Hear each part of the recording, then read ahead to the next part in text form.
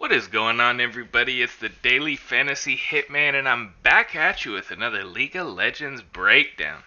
Today, again, we only have 2 games coming out of the LPL. Still waiting on the LCK. They keep on lagging with these breaks. I don't know what's going on. I mean, look at all these matches. But, that's despite the fact. Let's break into these 2 games from the LPL tomorrow.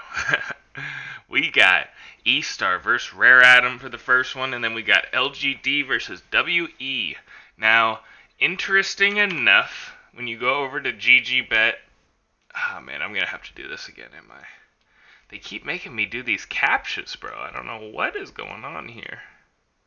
Somebody must have tried to hack their website or something. There we go. We got the captcha. Let's go over to the League of Legends betting odds, and let's go to the LPL.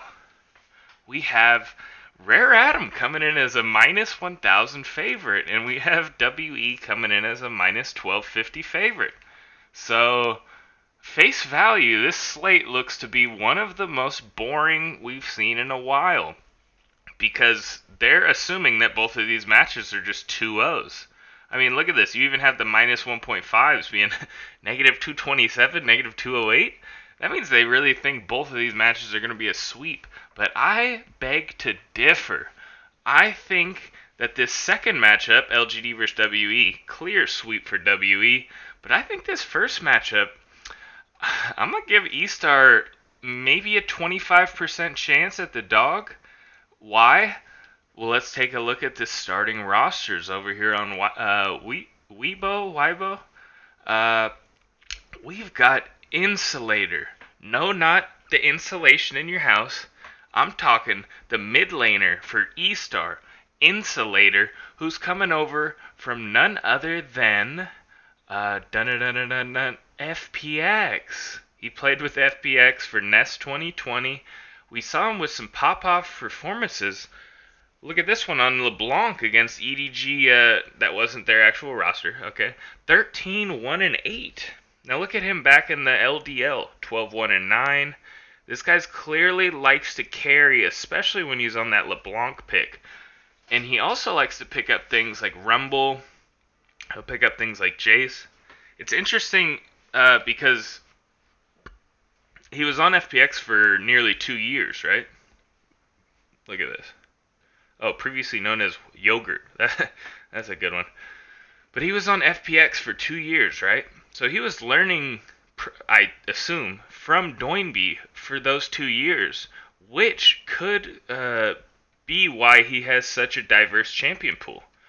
Normally you see these control mages, Syndra, Zoe, you'll see the Orianna as the top 3 for these mid laners, especially when they've played multiple years. But the fact that Insulator's top 3 played are Jace, LeBlanc, and Rumble makes me think that he's a hard matchup to prepare for, because you're not really sure what he's going to be bringing to the table. And the fact of the matter is, I like the bones here in Estar. I like Hacker as a veteran. He's been playing in the LPL for multiple years. Rat and Shousey have shown a lot of potential in that bot lane, but it is either hit or miss, like heavy hit or miss. I mean, they either win or lose the game a lot of the times in the first 5 or 6 minutes of the game.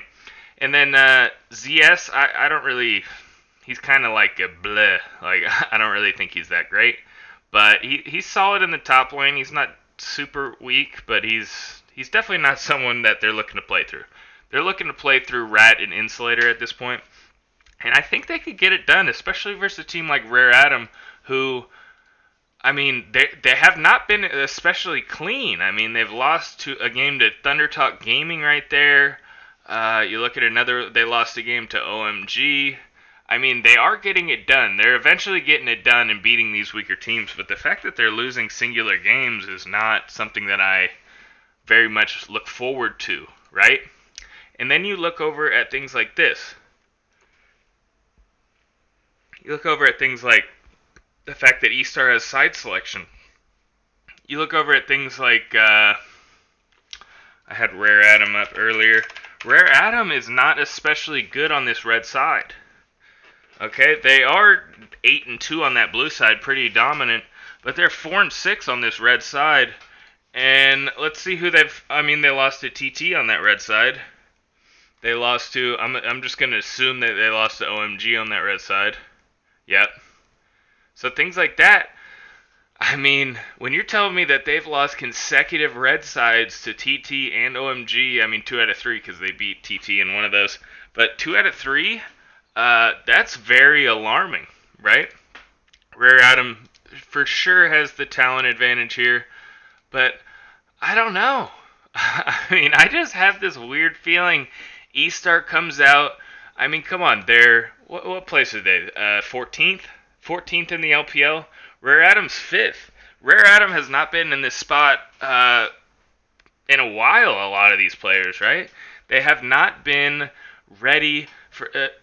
Preferably, I'm talking about that pressure. That pressure of potentially you might be in the top 4 after a win here, right? Estar got no pressure, okay? They're 2-8. These dudes have lost 7 series in a row.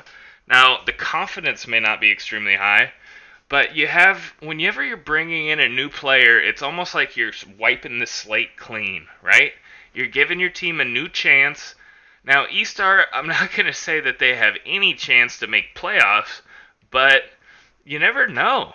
You know what I mean? When you're making this change in the mid lane, I think it's just an exciting time for Estar, and I think they're worth a shot to take a chance on.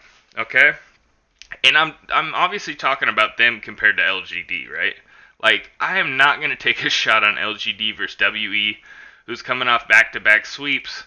One of those sweeps was over Estar. But that was Estar with Irma. I think they're a different team with Insulator. I think they might be a little bit more explosive, a little bit more interesting, and I think they could get a little bit more creative in the draft.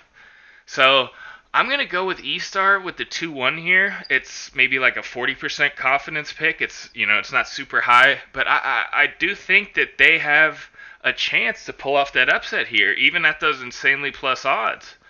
Now, this next matchup, LGD versus WE, I do not think the same at all. I think LGD is still trash, even though they did beat. They are coming in here riding a two series win streak. But you have to look at who LGD has beaten. LGD has beaten Rogue Warriors, and then they beat TT. Okay, the Rogue Warriors series, they looked really clean on blue side, and they looked like a completely different team on red side, right? They're not making any changes. WE is 5-4 on red side. LGD is I don't think it's a great record. LGD is 3-5 on blue side. I mean, I could be wrong here. This could be a 2-1, but I just think WE is too strong with their starting roster.